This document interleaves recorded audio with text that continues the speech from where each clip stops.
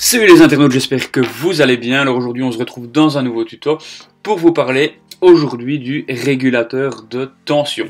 Alors à l'inverse du transformateur, lui va réguler la tension. Donc c'est-à-dire qu'il va avoir une tension supérieure à celle qu'il va avoir besoin pour fonctionner et donc il va réguler la tension en la diminuant.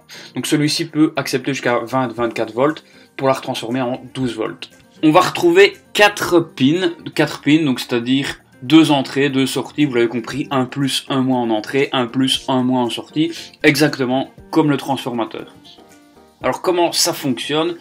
Eh bien, il va falloir avoir une tension supérieure à 12 volts pour pouvoir la réguler.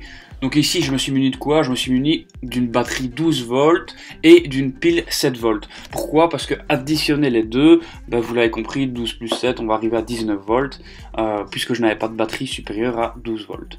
Voilà, donc si je prends mon multimètre et que je mesure la tension, que ce soit aux bornes des deux batteries, normalement je dois avoir quelque chose du genre 19 volts. Voilà, j'obtiens 19,79 volts, donc c'est bon. Alors, comment est-ce que j'ai fait pour obtenir cette tension? Eh bien, on voit que mon câble passe du plus vers le moins, va rechercher le plus de la pile et on va ressortir avec le moins. Donc voilà, en les mettant en série, on va additionner les tensions. On revient donc avec le fameux régulateur à 4 pins. Très simple, je viens donc me mettre en entrée, donc c'est les 2 pins du dessus.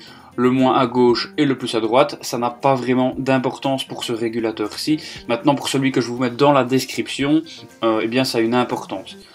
Voilà, et donc en sortie, eh bien, de nouveau, pareil, je viens avec mon plus et mon moins, et normalement, si je mesure aux bornes de mes deux pinces crocodiles, je dois donc avoir une tension de 12 ou 14 volts, je ne sais plus exactement ce que fait mon régulateur.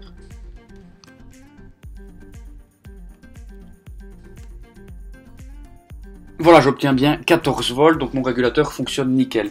Dites-vous bien que même si j'avais deux batteries de 12 volts en série, ce qui me ferait 24 volts, j'obtiendrais quand même 14 volts en sortie, puisqu'il y a une certaine plage de tolérance pour le régulateur. Encore un dernier petit truc, ici à gauche, le petit logo avec la diode signifie simplement que le régulateur permet également de transformer le courant alternatif en continu.